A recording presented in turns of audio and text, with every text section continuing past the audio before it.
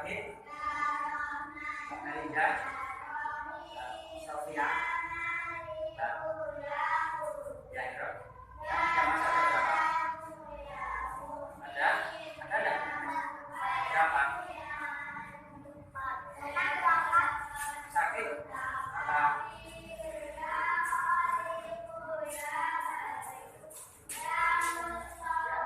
Baik, sebelum kita mulai pelajaran hari ini, kita terlebih dahulu memahami tentang daripada pendidikan adalah satu senjata paling ampuh untuk merubah dunia. Bagaimana kita bisa menjadi anak yang pandai? Satu-satunya adalah ibu, mencintai ibu. Bagaimana caranya? Harus membaca kata kunci untuk tapi satu. Siapa yang pengen pintar ngajong? Ada yang pengen buat apa tidak? Salah satu pengen pintar, salah satunya adalah misalnya kalian pengen jadi seorang guru. Caranya bagaimana? Di tempat belajar di rumah dipasang gambarnya misalnya Pak Tio atau Pak Guru atau Pak dan sebagainya. Itu bisa menimbulkan semangat dirimu bahwa saya suatu saat pasti seperti dia. Dengan cara saya harus belajar. Itu salah satu bentuk kesalahan. Paham ya? Paham ya? Jangan sampai kita bosan terhadap buku. Salah satu kunci untuk kebodohan tidak mau membaca buku.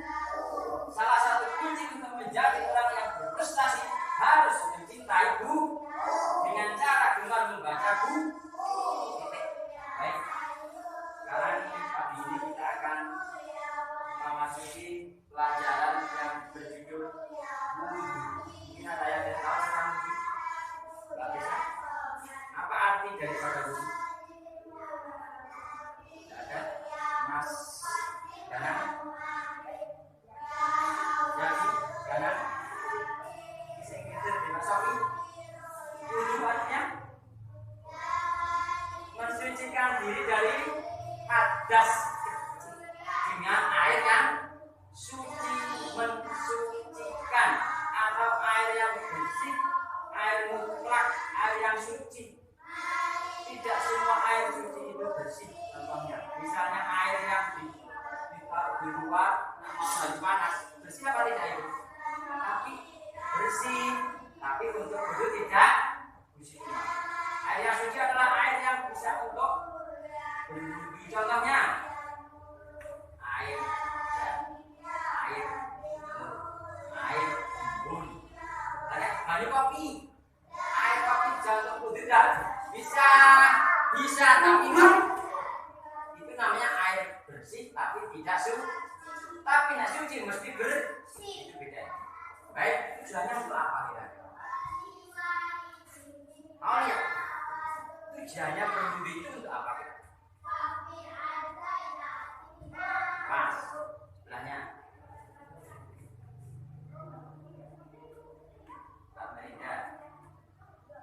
Terbebas dari kotor.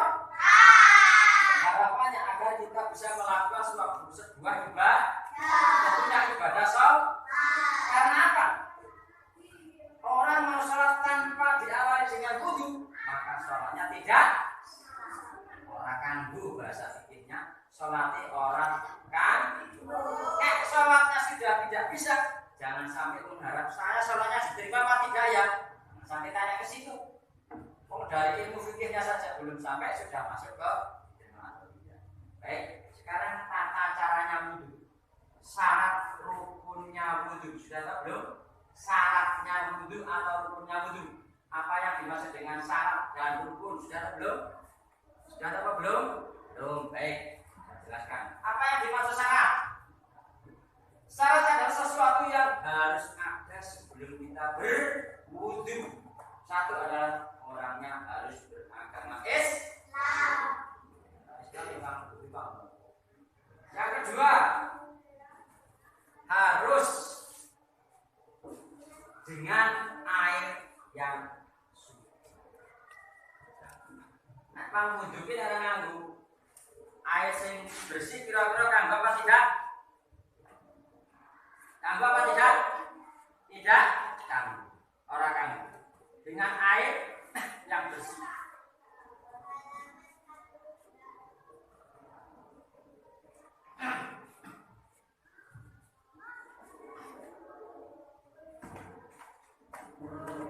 Yang kedua, mumazis. Apa yang disebut dengan mumazis?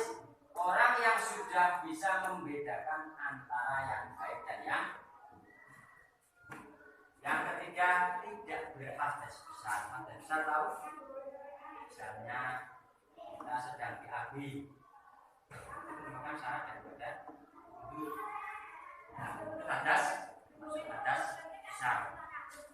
Yang keempat, menggunakan air suci dan tidak menghalangi sampai pada anggota wudhu. Misalnya kamu kena cat atau kena sesuatu yang bisa menghalangi air wudhu di dalam. Jadi catnya harus dibuang dulu, cat atau kerutuk atau apapun yang bisa menghalangi dalam, itu adalah syaratnya. Kemudian rukun atau fardunya wudhu.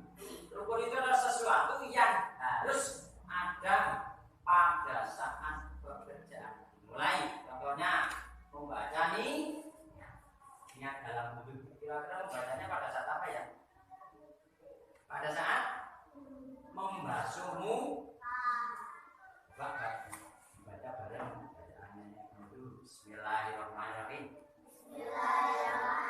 Nawaitu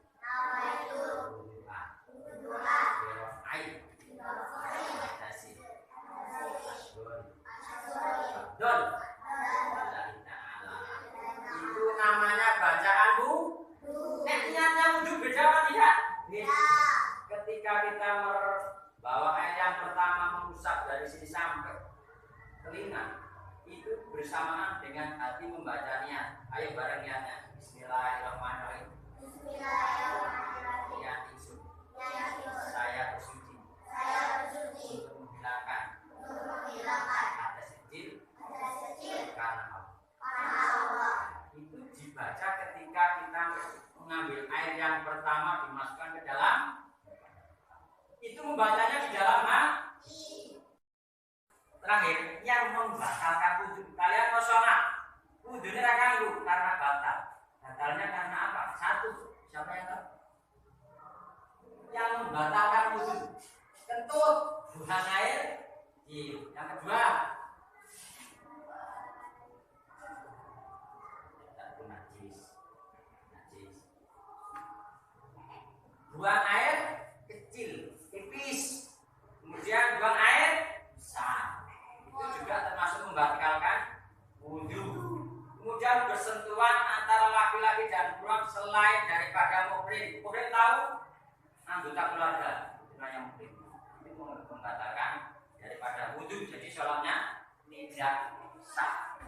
Ya.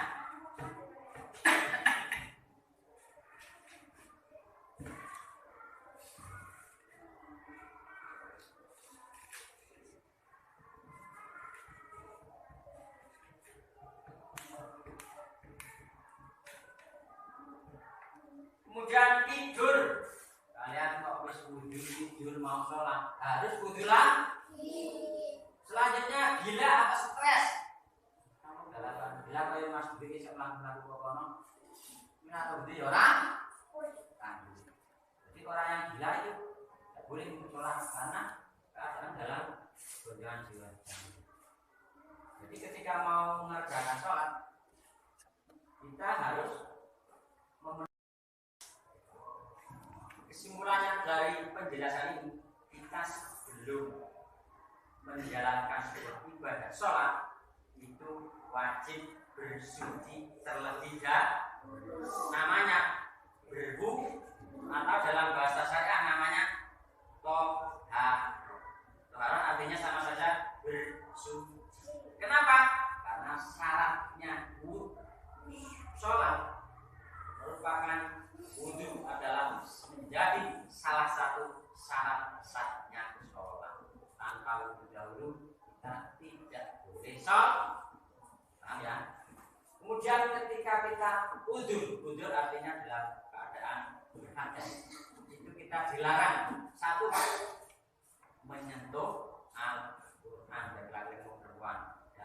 wudhu atau dalam keadaan hadas. Juga tidak boleh iktikaf di dalam masjid. Ya, terlambat. Ya, tidak boleh memegang akur ketika kita dalam keadaan jadi banyak larangan. Ketika membasuh kedua tangan, ini termasuk rukun. Jadi berwudu. Ngasih tangan kanan kau kiri tidak dibersihkan, maka wudunya orang kan. Kemudian yang keempat, membasuh sebagian rambut sampai di sini. Dan yang kelima, membasuh kedua kaki sampai tumit. Itu berapa kali? Yang keempat, tertib itu artinya berurutan. Jadi rukun daripada wudu terdiri daripada 6 tadi yang saya sebutkan. Itu tidak boleh disangkal, harus dikerjakan itu. Kecuali kalau yang sunah-sunahnya, misalnya kita mencuci daun telinga atau berkumur membasuh tangan, itu adalah sunnah wudu. Jadi penjelasan materi yang tentang kira-kira dari Pak Guru sampai di sini saja dulu ya. Kalau tidak ada pertanyaan, tapi semuanya sudah tahu semuanya. Dari saya sekian. Bila tidak berdaya, wassalamualaikum warahmatullahi wabarakatuh.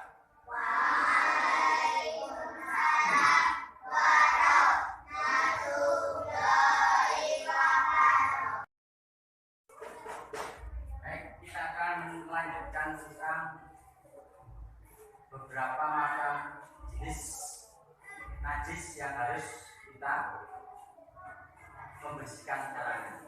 Di antaranya itu ada berapa kira-kira? Najis yang perlu kita ketahui sebelum kita sholat, sebelum kita wudhu. Kira-kira ada berapa? Ada satu najis ringan. Tahu najis ringan? Yang kedua najis sedang. Kalau dalam bahasa syariat ini namanya najis mukhaffafah.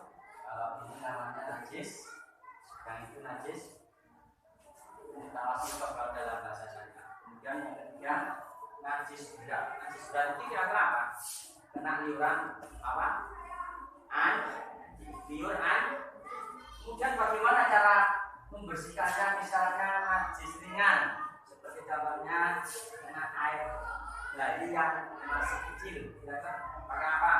Cukup dengan air.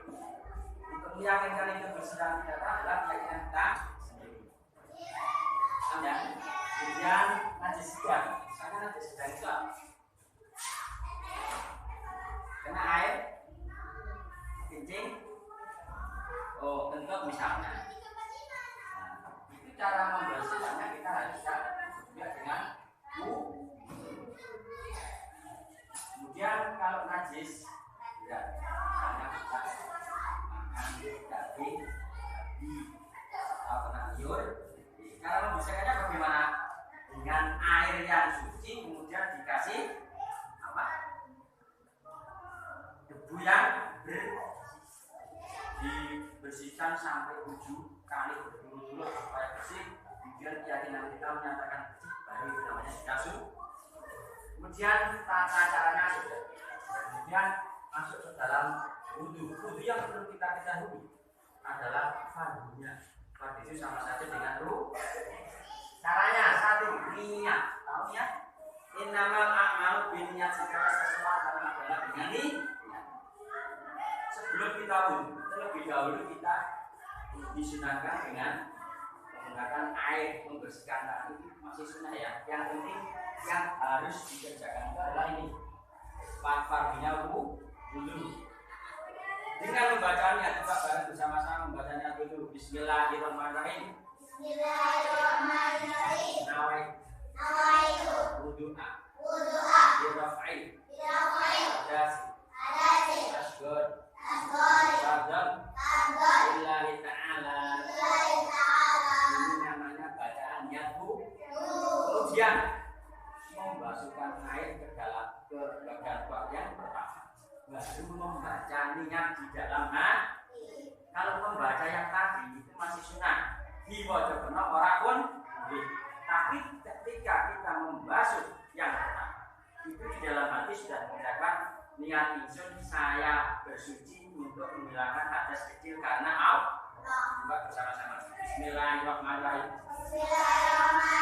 Niat ingsun saya bersuci untuk menghilangkan hadas kecil karena Allah. Ingat-ingat ketika kita membasuh yang pertama itu dibaca di dalam hati. Itu yang namanya nih. Ketika niat tidak dibaca di dalam hati, maka wudunya tidak orang kan. Kemudian yang ke jelas ya, yang kedua membasuh kedua tangan. Berapa kali? 3. Kemudian yang keempat membasuh sebagian rambut. Yang kelima membasuh kedua kaki sampai lutut. Kalau tangannya sampai sini. Berapa kali? 3. Kemudian yang keenam adalah tertib. Tahu artinya tertib? Secara berurut didahulukan dengan. Baik, kita akan melanjutkan tentang beberapa macam jenis najis yang harus kita membersihkan caranya. Di antara kita ada berapa kira-kira? Najis yang perlu kita ketahui sebelum kita sholat, sebelum kita wudhu. Kira-kira ada berapa? Ada 1 najis ringan. Tahu najis ringan? Yang kedua najis sedang.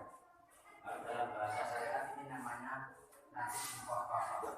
Kalau ini namanya najis sedang, itu najis mutawassit kalau dalam bahasa syariat. Kemudian yang ketiga najis berat. Najis berat itu kira-kira apa?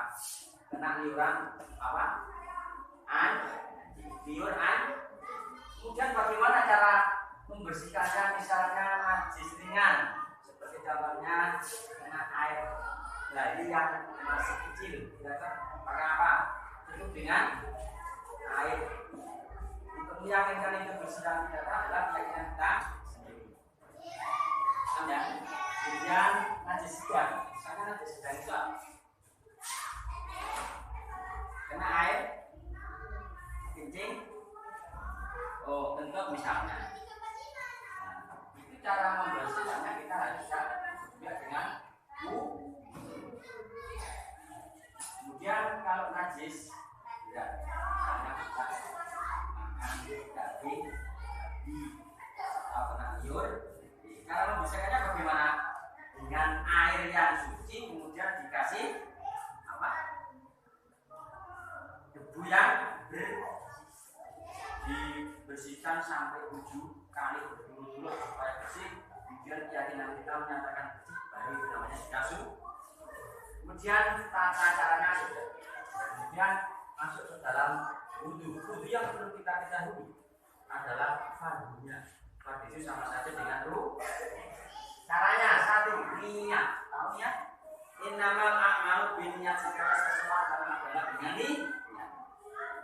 Sebelum kita wudhu, terlebih dahulu kita disunahkan dengan menggunakan air membersihkan tangan. Itu masih sunnah ya. Yang penting yang harus dikerjakan itu adalah ini.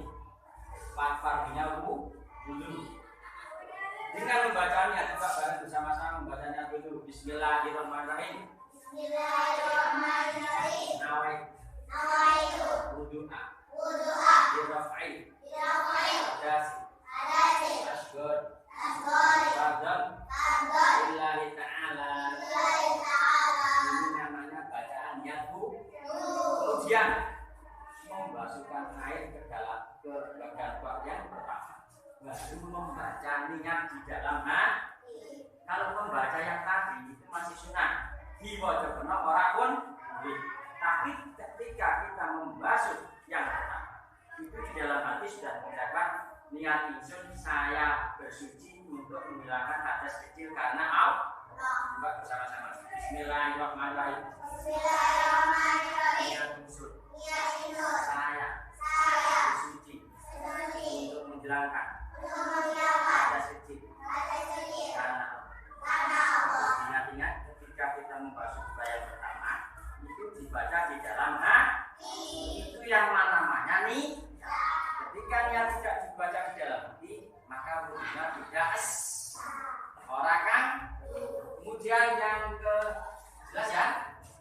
kedua, membasuh kedua tangan. Berapa kali? 3. Kemudian yang keempat, membasuh sebagian rambut. Yang kelima, membasuh kedua kaki sampai lutut. Kalau tangannya sampai sini. Berapa kali? 3. Kemudian yang keenam adalah terketal, artinya terkes secara berurut didahulukan dengan. Baik, kita akan melanjutkan tentang beberapa macam jenis najis yang harus kita membersihkan caranya. Di antara kita ada berapa kira-kira? Najis yang perlu kita ketahui sebelum kita sholat, sebelum kita wudu. Kira-kira ada berapa? Ada 1 najis ringan. Tahu najis ringan? Yang kedua najis sedang. Kalau dalam bahasa syariat ini namanya najis mukhaffaf. Kalau ini namanya najis sedang, itu najis mutawasit kalau dalam bahasa syariat. Kemudian yang ketiga najis berat. Najis berat itu kira-kira apa? Kena liuran apa? Liur. Kemudian bagaimana cara membersihkannya? Misalnya najis ringan, seperti contohnya kena air. Nah ini yang masih kecil, kira-kira pakai apa? Cukup dengan air. Untuk meyakinkan itu bersih dan tidak adalah keyakinan kita sendiri. Kemudian najis sedang. Misalnya najis sedang itu apa? Kena air, kencing, kentut misalnya. Itu cara membersihkannya, kita harus juga dengan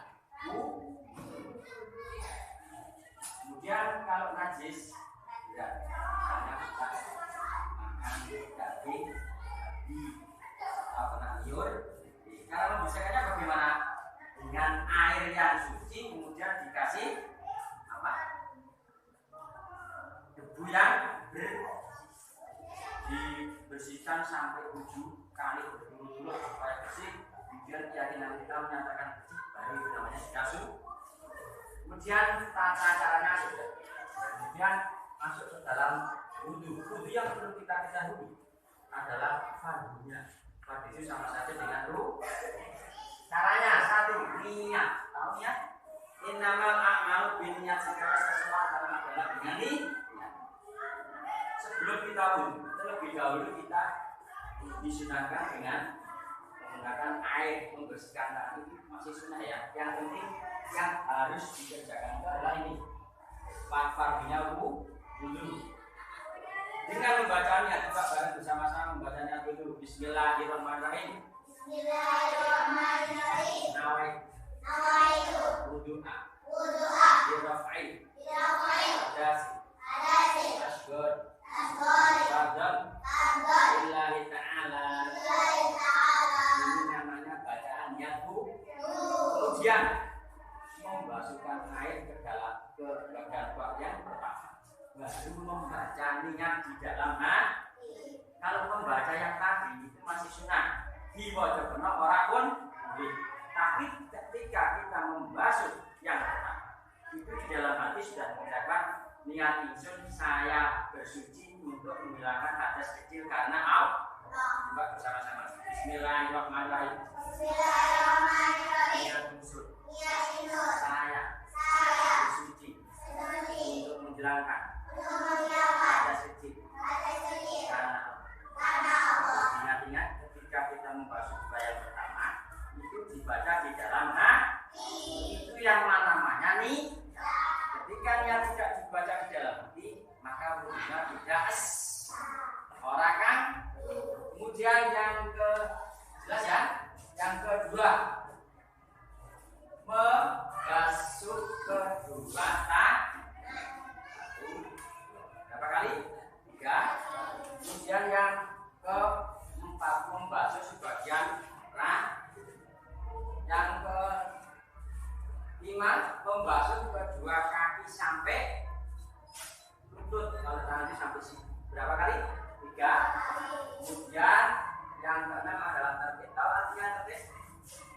secara berurut didahulukan dengan salah satu rukun ini, maka wudunya tidak sah.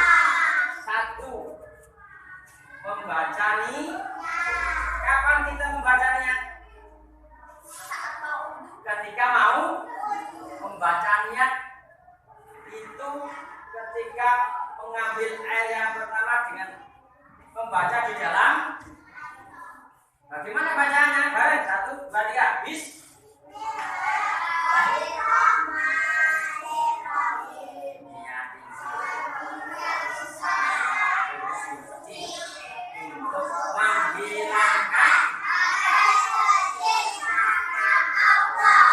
Sekarang pertanyaannya, bagaimana kalau itu tidak dibaca Mbak Yahro?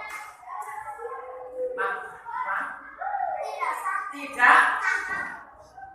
Itu dibaca ketika mau wudhu apa ketika membasuh muka yang pertama? Membasuh yang pertama. Itu termasuk fardhu rukun atau syarat sah atau sunnah? Rukun. Ketika meninggalkan salah satu rukun maka wudhunya tidak. Yang kedua, yang ketiga, membasuh kedua tangan sampai mana? Sampai sini.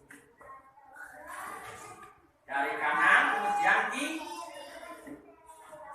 Yang keempat, membasuh sebagian rambut. Itu termasuk dalam hukumnya bu. Yang kelima, membasuh kedua kaki sampai tis. Dan yang keenam tertib. Apa artinya tertib? Berurut, didahului dengan anggota yang kanan dan diakhiri dengan yang kiri. Kemudian yang terakhir membaca doa wudhu. Doa wudhu hukumnya sudah apa kasih? Sun. Bareng. Bismillahirrahmanirrahim. Asyhadu an la ilaha illallah. Wahdahu la syarika lah. Wa asyhadu anna Muhammadan abduhu wa rasuluh. Wa asyhadu anna Muhammadan abduhu wa rasuluh. Allahumma ja'alni minat tawabina wa ja'alni minal mutatahhirin. Alhamdulillahi rabbil. Doanya setelah bu, kemudian masuk ke dalam tubuh. Masuk ke dalam